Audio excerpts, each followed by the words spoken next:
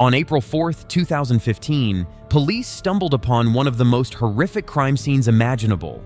Charlie Taylor, a 59-year-old man, had been brutally murdered, and the most shocking part? His killer was his own daughter-in-law, Amanda Taylor, later infamously dubbed the Selfie Killer. This story follows Amanda's chilling transformation from a seemingly ordinary young mother to a cold-blooded murderer, and what drove her to take the life of someone so close. Here's the full twisted tale. Before we dive into this disturbing story, be sure to subscribe to our channel if you're interested in true crime. We post detailed accounts of some of the most shocking cases you'll ever hear, and stay tuned until the end. Every detail in this story plays a role in the outcome. Who is Amanda Taylor? Amanda Taylor appeared to be an ordinary young woman and mother of two. She was described by friends as cheerful and charismatic, but a dark side lay beneath the surface. Amanda's story is one of anger, obsession, and ultimately, revenge. After her husband Rex's tragic suicide, Amanda's grief spiraled into something far more dangerous. She became consumed with bitterness and blame, ultimately directing her anger toward her father-in-law, Charles Taylor, whom she held responsible for her husband's untimely death. In her mind, Charles had introduced Rex to a lifestyle of substance abuse and addiction, which Amanda believed led to his suicide. Amanda's fury intensified until she decided to act on it. What started as a plan for revenge ended in a brutal murder and a shocking display on social media that horrified everyone who saw it. Today, Amanda is serving a life sentence, but the details of her crime and her chilling lack of remorse continue to unsettle all who learn about her story. The backstory: Charles Taylor, a well-respected man in his late 50s, had long been a fixture in his community. He was seen as generous and charming, with a reputation as a friendly and approachable neighbor. However, his family life wasn't as picture-perfect as it appeared. His son, Rex Taylor, had struggled with depression and substance abuse for years. Despite his father's outwardly respectable demeanor, Rex's relationship with his father was complicated, and he turned to drugs and alcohol to cope. Amanda and Rex married young and had 2 children together, but Rex's issues put immense strain on the marriage. In April 2014, Amanda and Rex separated, and Rex returned to live with Charles. Only months later, tragedy struck. On his son's 6th birthday, Rex ended his life, hanging himself in his father's home. Amanda was devastated, and her grief quickly turned into fury.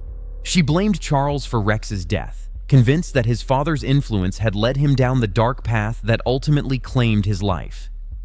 Discovering the crime.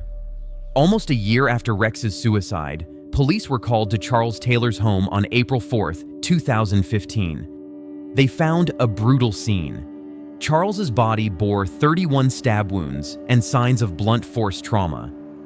Initially, detectives had little to go on. Charles had no known enemies, and there was no sign of forced entry. His murder seemed to have come out of nowhere. Investigators questioned friends and family, but no one appeared to have a motive. But then, something shocking happened. A crime blogger contacted the police, providing them with a disturbing photograph. The image was a selfie taken by Amanda Taylor, showing her posing with her father-in-law's lifeless body in the background. In her hand, she held the murder weapon, a bayonet-style knife still covered in blood. Amanda's social media profiles were filled with disturbing posts about the murder, where she openly boasted about what she had done. She claimed that she had avenged Rex's death, asserting that Charles deserved to die for the role she believed he had played in her husband's decline. With this new information, police quickly issued a warrant for Amanda's arrest. However, she was already on the run and wasn't alone. The brutal attack. Amanda wasn't just driven by her own fury. She had a willing accomplice.